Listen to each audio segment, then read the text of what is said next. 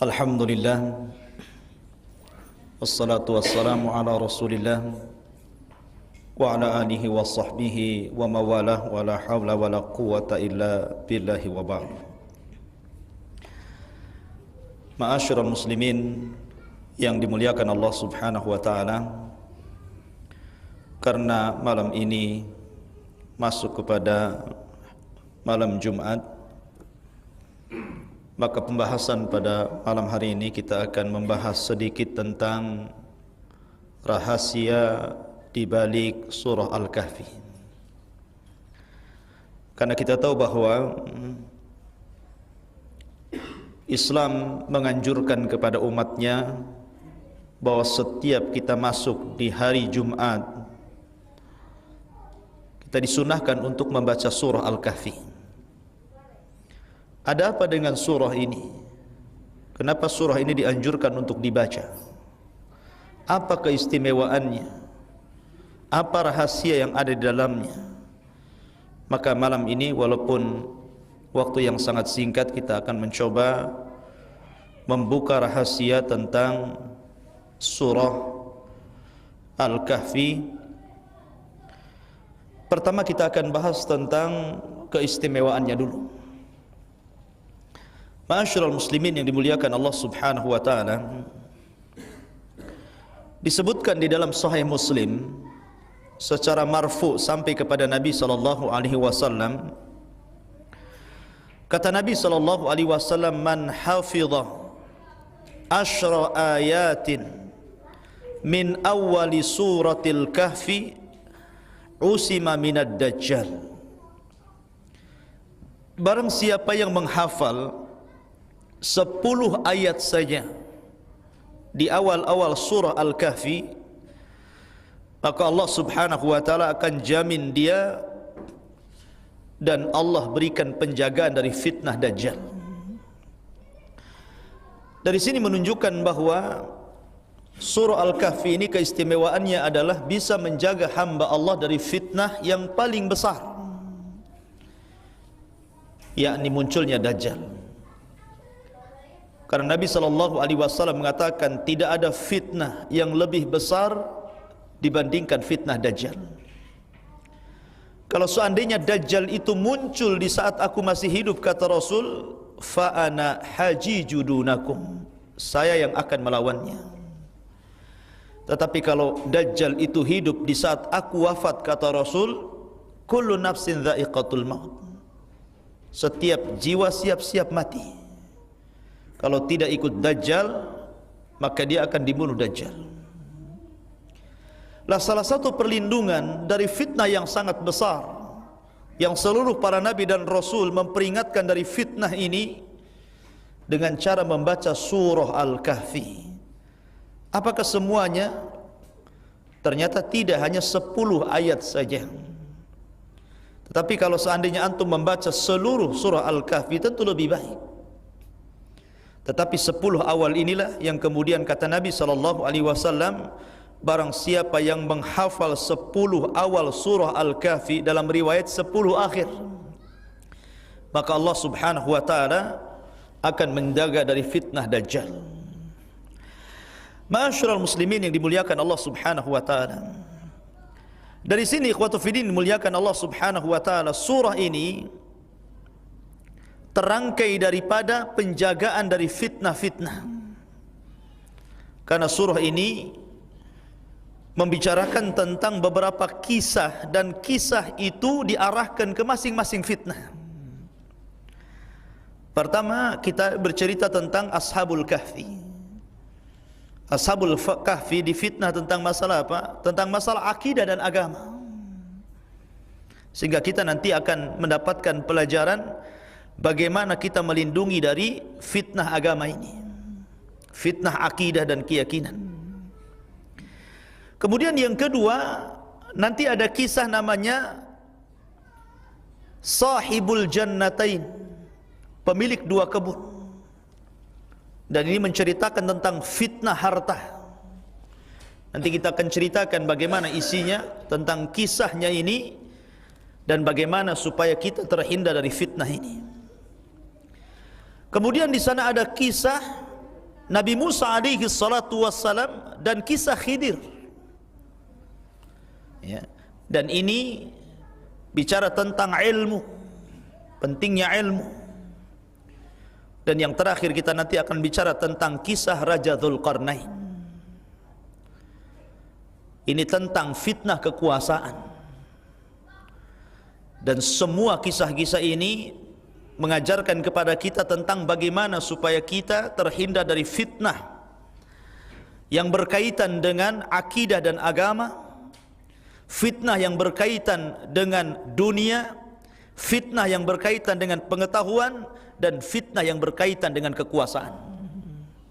Nah, surah ini mengajarkan bagaimana kita terhindar dari 4 macam fitnah ini. Ma'asyiral muslimin yang dimuliakan Allah Subhanahu wa taala. Al-Kahfi, apa itu Kahfi? Kahfi itu artinya gua. Artinya sebuah lubang yang ada di perbukitan, itu namanya Al-Kahfi. Dan tujuan Al-Kahfi ataupun gua tersebut yang dimasuki oleh anak-anak muda itu untuk supaya terlindung dari kezaliman. Itulah yang dimaksudkan anak-anak muda kenapa sembunyi di gua itu. Tujuannya untuk melindungi diri dari kekejaman sang raja. Dan seolah-olah kalau kita perhatikan nanti kisah Al-Kahfi dari awal sampai akhir, itu ada pelajaran besar khususnya bagi umat Rasul sallallahu alaihi wasallam. Seolah-olah Al-Kahfi ini atau surah Al-Kahfi ini mengajarkan kepada kita banyak pelajaran bagaimana kita menghadapi fitnah ini. Dahulu Ashabul Kahfi, di awalnya mereka masuk ke dalam gua, kemudian mereka berdiskusi soal agama dan bagaimana cara menyelamatkan orang dari kezaliman. Maka di zaman Nabi SAW juga demikian. Islam tidak langsung menyebar kemana-mana kan. Nabi SAW sembunyi di mana? Di rumah Arqam bidaril Arqam. Nabi SAW sembunyi di rumah ini dulu. Kemudian menggembleng sedikit banyak para sahabat yang datang. Baru kemudian Nabi SAW selama 10 tahun mendidik para sahabat yang hanya bisa dihitung oleh jari di rumah Arqam bidaril Arqam. Setelah hijrah baru kemudian Islam menyebar di Madinah, belakangan menyebar ke seantero dunia. Jadi tidak langsung dakwah itu ujug-ujug berhasil gitu kan. Ada tahapan-tahapan sebagaimana dilalui oleh Nabi SAW dan pelajaran besar dari kisah Ashabul Kahfi ini. Ma'asyiral muslimin yang dimuliakan Allah Subhanahu wa taala. Cukuplah kemuliaan kisah tentang Ashabul Kahfi sampai-sampai Allah jadikan satu nama surah dalam Al-Quran namanya surah Al-Kahfi. Bahkan Nabi SAW menyebutkan lewat lisannya dalam hadis yang dikeluarkan Imam Muslim, falyaqra alaihi fawatiha suratil kahfi. Barang siapa yang ingin terhindar dari fitnah Dajjal, silahkan baca awal-awal surah Al-Kahfi. Keluar dari lisan Nabi SAW kalimat Al-Kahfi. Dan Allah Subhanahu wa taala menjadikan salah satu nama dalam Al-Quran surah Al-Kahfi. Ma'asyiral muslimin yang dimuliakan Allah Subhanahu wa taala. Hebatnya dalam surah ini ikhwan, Allah Subhanahu wa taala mulakan dengan kalimat Alhamdulillah. Dan tidak banyak Al-Quran yang memulakan kalimat Alhamdulillah ini kecuali di beberapa surah saja. Pertama surah Al-Fatihah, Alhamdulillahi Rabbil Alamin. Kemudian surah Al-An'am, kemudian surah Al-Kahfi, kemudian surah As-Saba, dan surah Fatir. Jadi cuma 5 surah yang diawali kalimat Alhamdulillah. Sebagaimana di sini, Alhamdulillahilladzi anzala ala abdihil kitab wa lam yaj'al lahu iwaja. Allah mulakan dengan kalimat Alhamdulillah. Kemudian hebatnya lagi, ayat ini atau surah ini dimulai tentang masalah tauhid dan diakhiri dengan tauhid. Diawali dengan tauhid dan diakhiri dengan tauhid. Dan itulah dakwah para nabi dan rasul. Karena tauhid itu awal kewajiban seorang manusia dan akhir kewajiban seorang manusia. Orang kalau tidak membaca tauhid, Anda tidak muslim.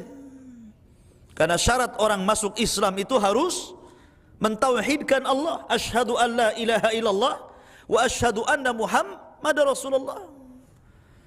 Dan ketika Anda wafat, juga Nabi SAW mengatakan, man kana akhiru kalamihi la ilaha illallah dakhalal jannah. Siapa yang akhir ucapannya la ilaha illallah, maka dia masuk surga.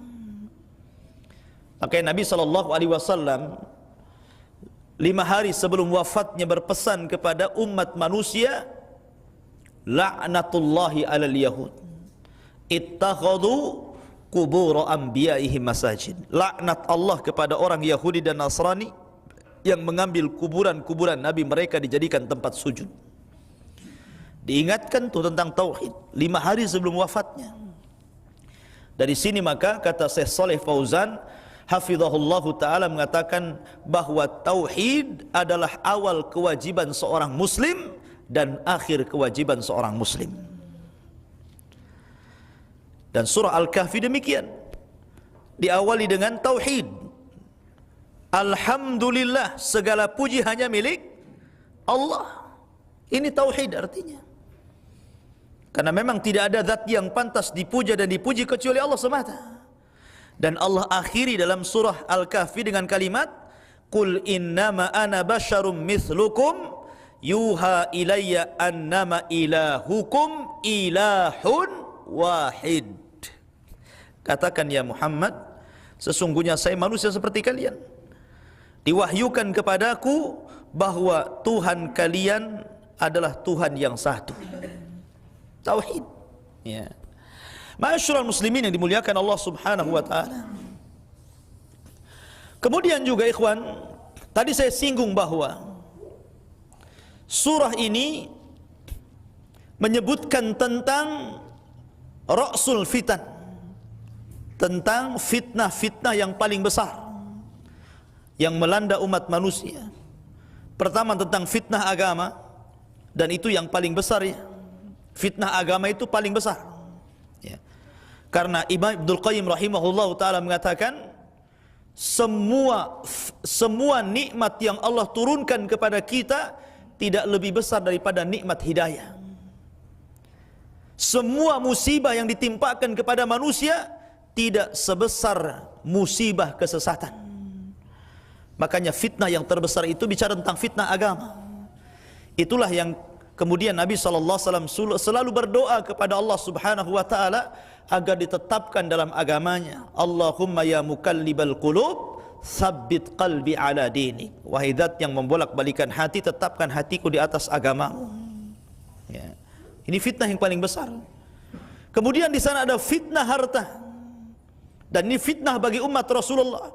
Setiap umat Allah berikan fitnah, dan fitnahnya umat ini kata Rasul adalah fitnatul mal, fitnah harta. Kemudian di sana ada fitnah tentang ilmu. Kemudian di sana ada fitnah tentang kekuasaan. Tapi ma'asyiral muslimin yang dimuliakan Allah Subhanahu wa taala, surah Al-Kahfi ini dikatakan oleh Abdullah bin Mas'ud radhiyallahu an termasuk itaqul uwal. Termasuk surah yang awal-awal turun kepada Nabi sallallahu alaihi wasallam. Adapun tentang sebab turun surah ini, kita tahu bahwa ketika orang-orang musyrik itu ragu-ragu dengan agama Nabi sallallahu alaihi wasallam, maka mereka mencoba mencari tahu tentang keberadaan agama Rasul. Kemana? Ke Madinah.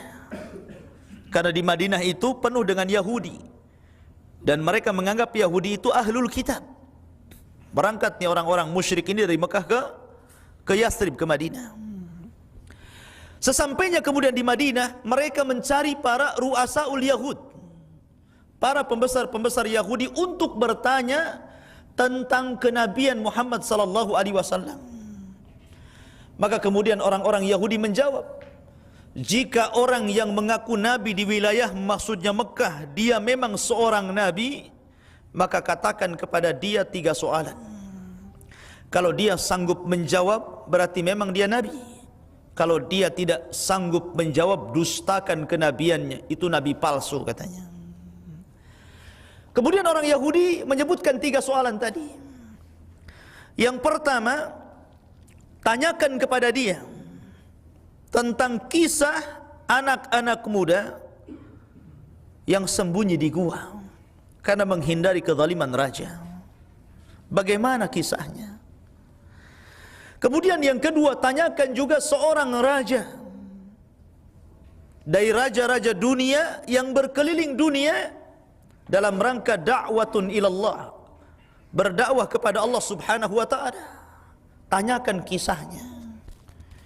Kemudian yang ketiga, tanya juga persoalan ruh. Apa itu ruh? Akhirnya pulanglah orang-orang musyrik ini ke Mekah. Sampai di Mekah mereka berjumpa dengan Rasul dan mereka berjanji kepada Nabi sallallahu alaihi wasallam, kalau Nabi sallallahu alaihi wasallam mampu menjawab 3 soalan ini, amanna, kami siap beriman. Nabi sallallahu alaihi wasallam melihat kesungguhan mereka akan beriman, senang. Ya kan? Maka Nabi sallallahu alaihi wasallam saking senangnya, akhirnya dia menjanjikan jawaban di esok hari. Tapi Nabi SAW dilupakan mengucapkan insya Allah. Ini masalahnya ya. Karena dia dilupakan mengucapkan insya Allah, ketika besoknya Jibril tidak turun. Kemudian 2 hari berikutnya Jibril juga tidak turun. 1 minggu berikutnya Jibril tidak turun. Sampai 1 bulan penuh Jibril tidak turun-turun, sampai Nabi SAW sesak dadanya, hampir-hampir membunuh dirinya ya. Karena ketika dia menjanjikan sesuatu kepada orang-orang Quraisy, ternyata janji itu tidak turun-turun otomatis. Apa yang harus dikatakan kepada mereka, kan begitu.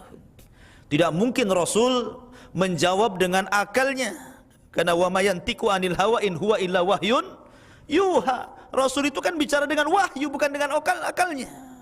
Dia harus tetap menanti Jibril datang. Akhirnya kemudian Jibril datang dengan membawa 70.000 malaikat, membawa surah Al-Kahfi. Jibril diiringi dengan 70.000 malaikat membawa surah Al-Kahfi, kemudian diturunkan kepada Nabi SAW sebagai jawaban dari pertanyaan orang-orang Quraisy. Dalam surah itu dijelaskan siapa yang dimaksud anak-anak muda yang sembunyi di gua. Mereka Ashabul Kahfi. Kemudian dijelaskan kisahnya dalam ayat ini nantinya. Adapun raja yang berkeliling dunia berdakwah, dialah Dzulqarnain, dan juga dijelaskan dalam surah Al-Kahfi. Adapun ruh, maka Allah Subhanahu wa taala berfirman, yas'alunaka 'anir ruh qulir ruhu min amri rabbi wa ma utitu minal ilmi illa qalila. Apabila mereka bertanya-tanya kepadamu tentang ruh ya Muhammad, jawab, ruh itu urusan Allah, karena aku tidak banyak diberikan ilmu kecuali sedikit. Dari sini, ini sebab turun surah Al-Kahfi, yang kemudian menjadi surah yang paling mulia dan agung, karena surah ini adalah menjelaskan kepada kita bagaimana menghindarkan diri dari 4 fitnah besar. Fitnah yang mengenai agama, fitnah yang mengenai harta, fitnah yang mengenai ilmu, dan fitnah yang mengenai kekuasaan. Dari 4 cerita. Cerita Ashabul Kahfi, cerita Sahibul Jannatain, kemudian cerita Musa wal Khadir, dan cerita Dzulqarnain. Baik. Ma'asyiral muslimin yang dimuliakan Allah Subhanahu wa taala. Kita masuk tentang cerita yang pertama. Atau kita baca dulu beberapa ayat di dalam surah Al-Kahfi. Allah Subhanahu wa taala mengatakan, alhamdulillahilladzi anzala ala abdihil kitaba wa lam yaj'al lahu iwaja. Allah berfirman, segala puji hanya milik Allah yang telah menurunkan Alkitab Al-Quran kepada hambanya, dan dia tidak menjadikannya bengkok. qayyiman liyunzira ba'san syadidan min ladunhu wa yubashshiral mu'minina alladhina ya'maluna as-salihat anna lahum ajran hasana makithina fihi abada.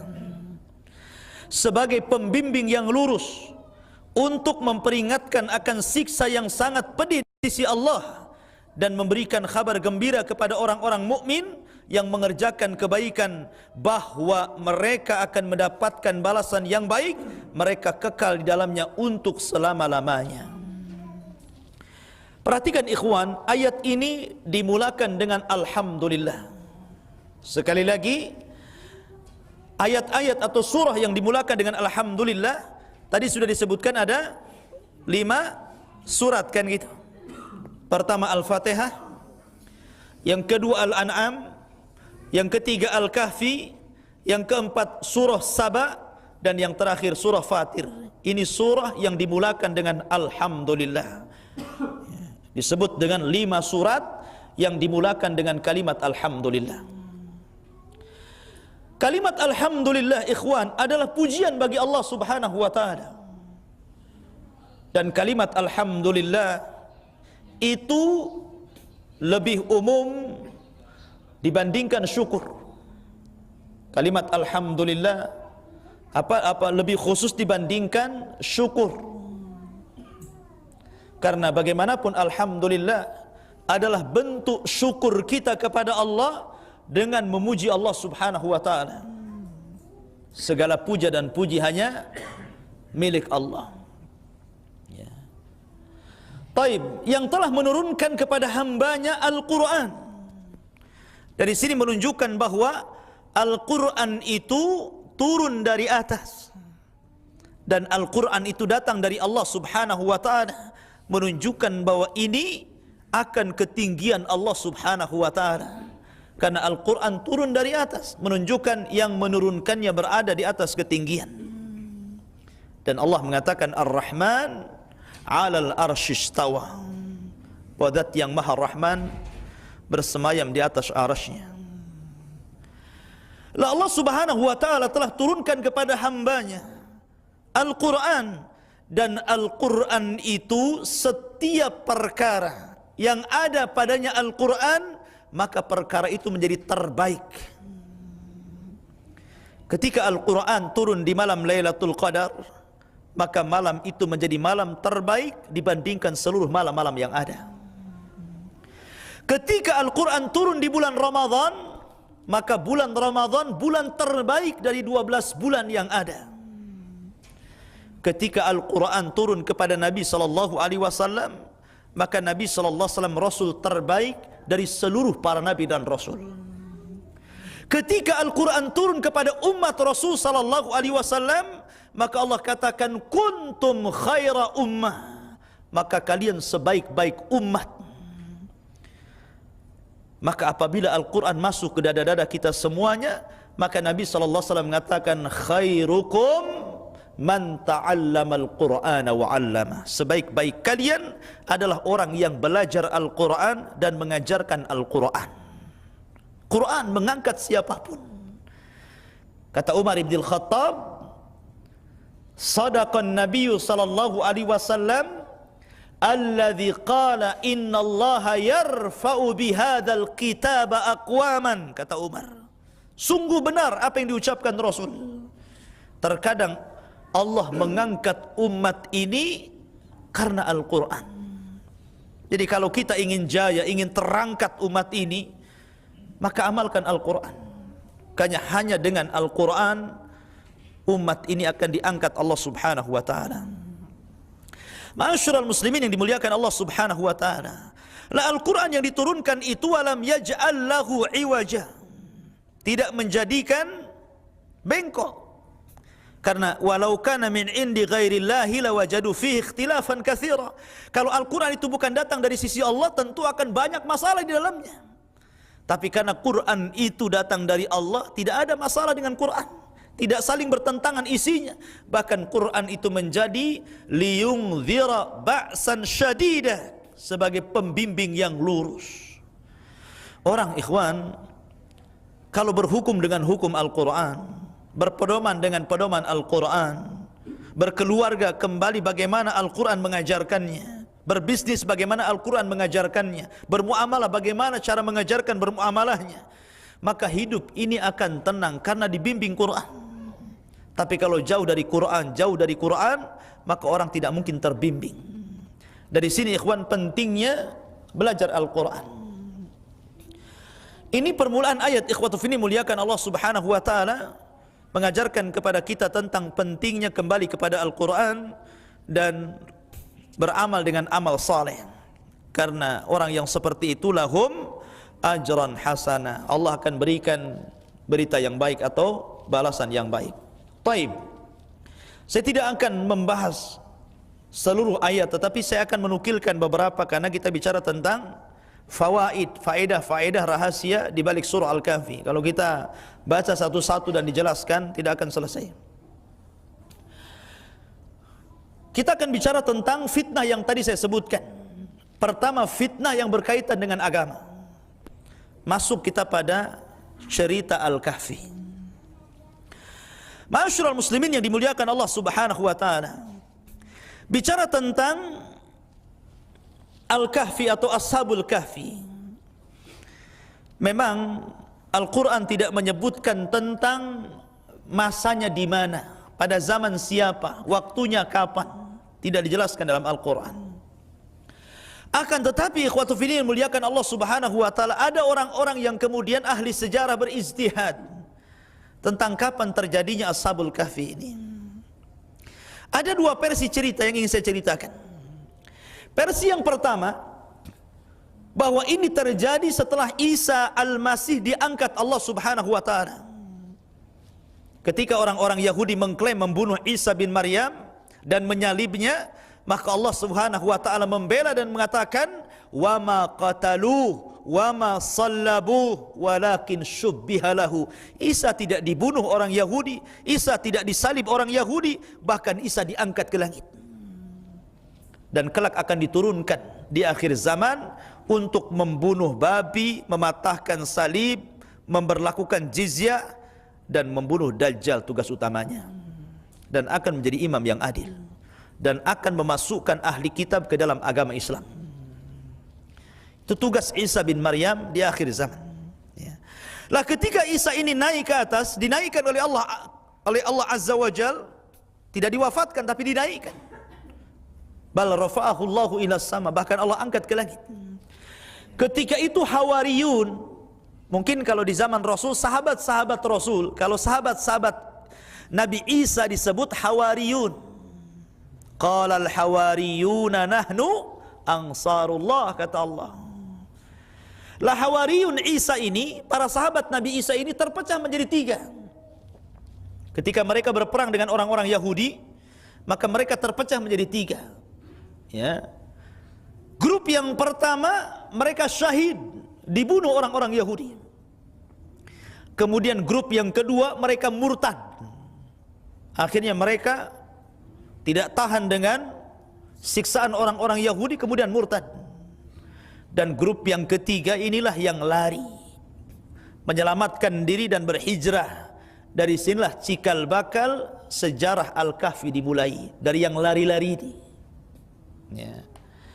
Lah kemudian ikhwatu fillah dimuliakan Allah Azza wa Jalla, yang lari-lari ini kemudian sebagian mereka lari ke sebuah tempat di sebuah desa. Rupanya desa ini dibenteng dan tidak ada jalan lain kecuali lewat desa itu. Rupanya selain dibenteng, gerbangnya itu disediakan patung yang disembah selain daripada Allah Subhanahu wa taala. Jadi kalau mereka harus melewati kampung itu, maka mereka wajib menyembah patung itu. Kalau tidak, maka mereka akan dibunuh. Dan tidak boleh lewat ke tempat ini, atau disuruh balik lagi. Sementara mereka itu menghindar dari kejaran orang-orang, harus menyelamatkan dirinya. Tidak ada jalan lain kecuali lewat kampung ini. Sementara ketika mau masuk disuruh nyembah patung. Ini fitnah agama namanya. Ya. Akhirnya kemudian mereka tidak mau dan mengatakan, saya tidak mungkin menyembah patung kalian, karena sesembahan saya adalah la ilaha illallah, tidak ada sembahan yang berhak disembah kecuali Allah. Akhirnya mereka tidak diizinkan melintasi kampung itu, karena tidak mungkin balik lagi ke belakang. Terpaksa mereka tinggal di luar kampung. Kemudian mereka membuat hammam, membuat kamar mandi lah, tempat buang hajat gitu kan. Mereka pisahkan, tidak ikhtilat. Yang sini laki-laki, yang sini perempuan. Ya. Rupanya oleh orang-orang kampung pun demikian. Apabila mereka keluar kampung, mereka menggunakan hammam, kamar mandi orang-orang ini. Begitu. Sampai suatu ketika putra raja yang menguasai kampung itu keluar bersama seorang perempuan. Tapi perempuan ini bukan istrinya. Ya, keluar. Ya. Kemudian ketika keduanya hendak buang hajat, tidak ada tempat kecuali harus meminjam dua kamar mandi tadi. Dan sudah diberlakukan tentang tidak boleh ikhtilat. Kalau yang perempuan ini kamar mandinya, kalau laki-laki ini kamar mandinya. Dan harusnya seperti itu. Ya. Sampai hari ini harusnya seperti itu. Bukan terjadi Ashabul Kahfi saja. Tidak boleh ikhtilat kita. Tetapi karena dia merasa anak raja dan mengatakan, saya ini anak raja, yang berhak mengatur hukum saya bukan kalian, kalian orang asing. Akhirnya kemudian tidak diindahkan nasihatnya, masuk dia ke kamar mandi, dua-duanya, akhwat dan ikhwan, masuk ke dalam kamar mandi.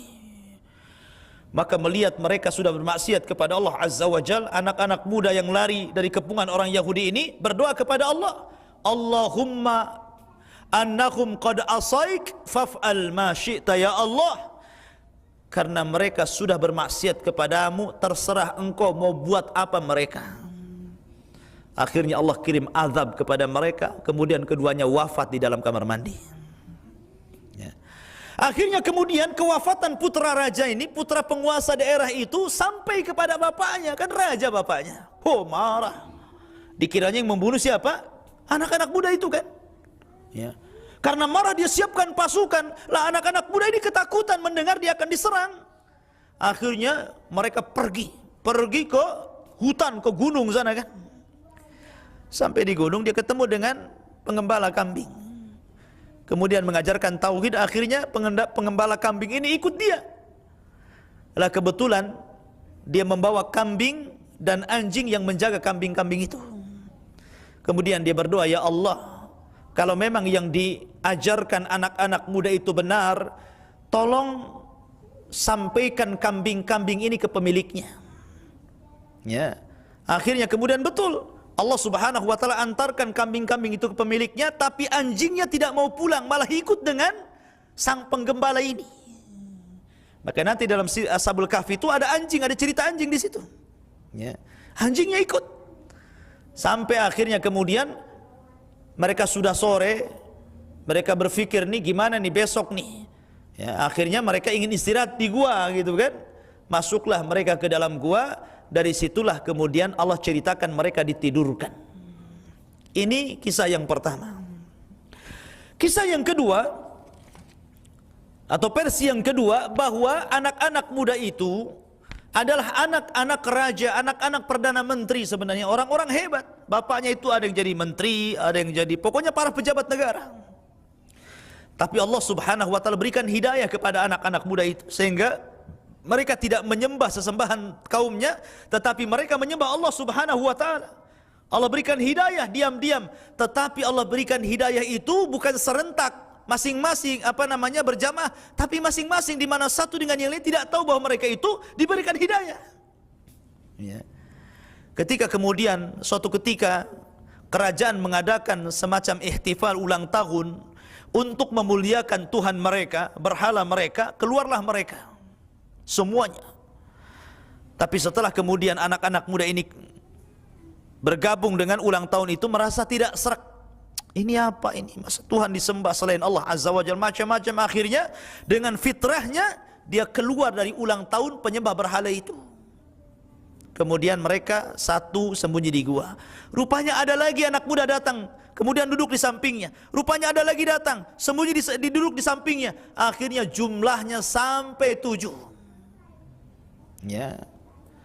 Kemudian barulah tadinya diam-diam saja orang-orang itu. Kenapa? Takut salah ngomong. Ya, kalau saya kritik orang-orang itu, rupanya ini nggak sepaham dengan saya. Nanti pula dilaporkan sama orang-orang itu. Jadi masing-masing diam orang itu. Tapi kemudian lama-lama membuka suara. Rupanya anak-anak muda yang kumpul itu misinya sama. Ya kan? Mereka menghindari orang-orang yang menyembah berhala, kemudian bersembunyi di gua itu. Subhanallah. Ya, Allah kumpulkan rupanya anak muda itu di gua itu. Dengan misi yang sama, tidak suka dengan kesyirikan bangsanya. Mereka Allah berikan tauhid. Dari situ ikhwatu fiddin muliakan Allah Azza wa Jalla, orang-orang ini bingung harus mempertaruhkan agamanya. Kalau mereka pulang kembali, maka mereka pasti mati dan dirajam. Atau kalau mereka pulang, pasti mereka akan dipaksa untuk murtad dari keyakinannya. Dan dua-duanya pilihan yang pahit, ikhwan. Ya, dirajam meninggal, musibah. Dipaksa murtad, musibah lagi, kan begitu. Akhirnya mereka tidak mau pulang. Mereka tidak mau pulang. Dari situ ikhwatu fiddin muliakan Allah Subhanahu wa taala, karena mereka tidak mau pulang, mereka berdoa kepada Allah Subhanahu wa taala yang disebutkan dalam Al-Qur'an doanya. Kemudian Allah ijabah doanya. Ketika itu ikhwatu fiddin muliakan Allah Subhanahu wa taala, maka orang-orang ini ketika sudah hampir terbenam matahari, maka mereka ingin mencari perlindungan. Rupanya mendapatkan gua. Disitulah kemudian mereka masuk ke dalam gua. Kemudian mereka ditidurkan di situ. Di sini pun kisahnya kurang lebih dengan kisah yang pertama. Tapi dari pelajaran kisah ini, ikhwatu fiddin muliakan Allah Subhanahu wa taala, saya petik 3 pelajaran. Yang pertama, bagi anak-anak muda ini, Al-Kahfi atau gua itu lebih indah dibandingkan istana-istana mereka yang ada di kota. Karena mereka lebih mempertahankan akidah dan tauhid dibandingkan harus mempertaruhkan keduanya dan murtad dari agamanya. Subhanallah. Jadi bagi mereka itu, hidup dalam kondisi fakir, dalam kondisi miskin, dalam kondisi kesusahan, tidak mengapa, itu lebih indah ketika mereka mempertahankan iman dibandingkan bergelimang dengan harta dan kekayaan tapi hatinya tidak ada keimanan. Harusnya anak-anak muda seperti itu. Ya, kan ini cerita anak muda masalahnya. Gak masalah saya tidak punya apa-apa, saya miskin, saya kere, saya gak punya masalah. Tapi hati masih punya iman. Daripada orang kaya, raya, banyak harta, gak punya iman. Buat apa? Kehidupan dunia hanya sesaat saja. Ya. Makanya kalau kita lihat bagaimana Nabi SAW detik-detik wafatnya, Jibril datang. Kemudian memilih kepada Nabi SAW 2 perkara. Hei Muhammad, maukah Allah Subhanahu wa taala wafatkan dirimu, engkau tetap menjadi seorang nabi dan rasul, kemudian engkau akan menyusul saudara-saudaramu di surga yang paling tinggi, fi rafiqil a'la, atau Allah tidak menghendaki nyawamu, kau tetap hidup di dunia, kau akan jadi nabi, kau akan jadi raja, kau akan bergelimbang dengan kekayaan, milih mana? Maka Nabi SAW mengatakan ila rafiqil a'la. Dia lebih memilih apa? Kembali ke rafiqil a'la, ke surga. Dia tidak mau dengan kenikmatan dunia. Ya. Kemudian juga kisah Umar bin Khattab radhiyallahu an ketika mendengar bahwa Nabi SAW mengilah istri-istrinya. Ketika sebagian istri-istri Rasul itu demonstrasi, meminta tambahan belanja kepada Rasul. Rasul marah. Akhirnya Rasul keluar dari rumahnya, kemudian membuat tenda di sekitar Masjid Nabawi, kemudian tinggal di situ sendirian. Tidak mau pulang ke rumah hampir 1 bulan. Sehingga kemudian Umar marah kepada Hafsah putrinya, Abu Bakar marah sama Aisyah putrinya, seolah-olah mereka menyakiti Nabi SAW. Maka Nabi SAW ketika itu harus tidur di tenda sendirian. Ya.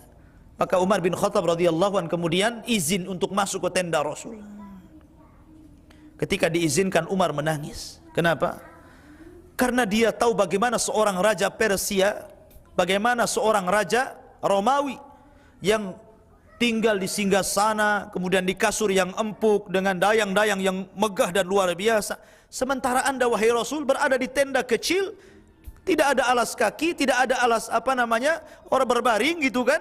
Kemudian penuh dengan tanah gitu. Subhanallah. Dari situ kemudian Nabi SAW mengatakan, ya Umar, sesungguhnya keindahan hidup itu hanya di akhirat. Itu menunjukkan apa? Nggak masalah orang itu fakir, miskin, tapi ada iman dibandingkan kaya tapi tidak ada iman.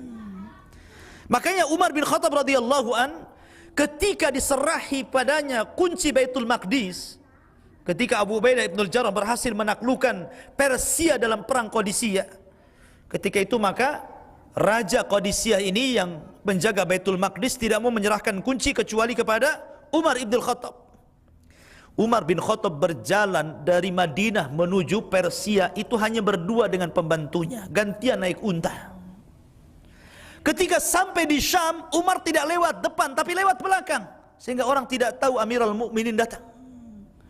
Ketika Abu Ubaidah ibn al-Jarrah melihat Amirul Mukminin dengan pakaian lusuh, pakaian yang dipakai di Madinah berhari-hari sampai di Palestina gitu kan, seperti apa pakaiannya? Akhirnya Abu Ubaidah mengatakan, ya Amirul Mukminin, coba kau kasih tahu kedatanganmu biar kami siapkan pakaian yang indah, pakaian yang gagah supaya orang hormat kepadamu. Tapi Umar bin Khattab mengatakan, ya Aba Ubaidah, untung kau yang ngomong, kalau bukan engkau yang ngomong kupukul kepalamu. Ya. Kemudian Umar bin Khattab mengatakan, innallaha a'azzana bil Islam wa man yabtaghi ghairah wa man yabtaghil izzata bi ghairi ma a'azzana Allahu adzallana Allahu azza wa jalla. Sesungguhnya Allah telah muliakan kita dengan Islam. Siapa yang mencari kemuliaan yang bukan Allah muliakan, maka Allah akan hinakan orang itu. Umar bin Khattab mengajarkan kesederhanaan kan. Ya. Kemudian juga ikhwatu fiddin dimuliakan Allah Subhanahu wa taala, maka di sini pelajaran besar, Ashabul Kahfi ini lebih menyukai tinggal di gua dengan terjaga imannya daripada tinggal di istana tapi dinodai keimanannya. Ini satu. Yang kedua, bahwa di hadapan Ashabul Kahfi ini ada kemungkaran. Dan dalam surah Al-Kahfi ini diajarkan bagaimana cara kita ini meredam kemungkaran. Karena kemungkaran itu ada yang sifatnya kuat, ada yang sifatnya lemah, ada yang sifatnya biasa-biasa saja. Ya. Kalau kemungkaran itu lemah, maka Anda seperti Raja Dzulqarnain, memaksa orang untuk beriman dan bertauhid. Kalau tidak dihukum. Ya. Tapi kalau kemungkaran itu kuat dan Anda tidak bisa melawannya dan tidak bisa mengingkarinya, maka seperti Ashabul Kahfi, i'tazalu, hijrah antum dari situ. Cari tempat yang bisa menenangkan akidah kita. Tapi kalau seandainya memang kemungkaran itu tidak lemah dan tidak kuat, maka seperti Musa alaihi salatu wassalam, seperti Ashabul Jannatain, pemilik dua kebun dengan cara nasihat. Nasihat. Karena Rasul mengatakan siapa yang melihat kemungkaran, cegah dengan lisan, enggak dengan tangan, dengan kekuatan seperti Dzulqarnain, ya kan? Kemudian tidak bisa dengan lisan seperti pemilik dua kebun, nanti kita akan ceritakan. Kemudian dengan hati. Ya. Dengan hati kalau memang tidak bisa seperti Ashabul Kahfi, ya kan? Kemudian faedah yang terakhir karena sudah isya ini, ya, bahwa pelajaran besar dalam surah Al-Kahfi ini menceritakan tentang kisah anak-anak muda, ikhwan. Antum ini anak-anak muda, saya lihat orang tua hanya 1, 2, 3 aja, lebihnya anak muda semua. Ya. Kisah Ashabul Kahfi ini menjelaskan tentang bagaimana peran anak muda. Sebab bangsa ini akan rusak kalau anak-anak mudanya rusak. Bangsa ini akan baik kalau anak-anak mudanya baik. Bagaimana Nabi SAW mengajarkan anak-anak muda coba? Nabi SAW memberikan semangat spirit kepada anak-anak muda. Suatu ketika Abdullah bin Umar, kita tahu kebiasaan Rasul kalau sholat subuh itu duduk bersama para sahabat bertanya, ada yang mimpi nggak kalian? Kalau ada yang mimpi ngomong, kemudian Rasul mentakwilkannya. Akhirnya kata Abdullah bin Umar, ya Allah berikan mimpi kepadaku supaya aku bisa bertanya mimpiku kepada Rasul. Namanya anak-anak, anak muda. Akhirnya di malam hari dimimpikan oleh Allah bahwa dia diperlihatkan neraka. Ya kan? Ketika dia lihat neraka, tiba-tiba dia melihat ada orang yang sedang disiksa. Maka kata malaikat yang mengapit dia itu mengatakan, ya Ibna Umar, la taltafit, innaka laysa min ahliha. Jangan kau lihat terus karena kau bukan penghuninya. Akhirnya kemudian dia terbangun, kemudian ingin menanyakan takwilnya kepada Nabi SAW, tapi tidak ketemu. Bertemu dengan saudaranya Hafsah, saudarinya Hafsah. Kemudian ditanyakan kepada Hafsah, tolong sampaikan kepada Rasul, semalam aku bermimpi begini-begini. Maka Hafsah bertemu dengan Rasul, kemudian menceritakan mimpinya Abdullah bin Umar. Kata Nabi SAW, ni'mal abdu abdullah law kana yusalli minal lail. Seindah-indahnya anak muda adalah Abdullah bin Umar kalau dia mau sholat malam. Akhirnya disampaikan bahwa dia dipuji oleh Nabi, sebaik-baik anak muda adalah Abdullah bin Umar kalau dia sholat malam.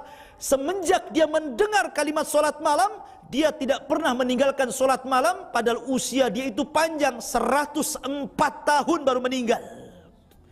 Sejak muda sampai wafat, dia tidak pernah meninggalkan sholat malam. Nah, harusnya spirit anak muda kan begitu, rajin ibadah, rajin ke masjid. Karena hanya 7 orang yang dinaungi oleh Allah Subhanahu wa taala di hari yang tidak ada naungan, salah satunya anak muda yang tumbuh di atas ibadah kepada Allah Subhanahu wa taala. Wallahu a'lam bishawab. Sudah Isya. Subhanakallah bihamdika asyhadu an la ilaha illa anta. Sudah Isya belum? Betul ini Isya. Iya. Subhanakallah bihamdika asyhadu an la ilaha illa anta astaghfiruka wa atubu ilaik. Allahu ta'ala. Assalamualaikum warahmatullahi wabarakatuh.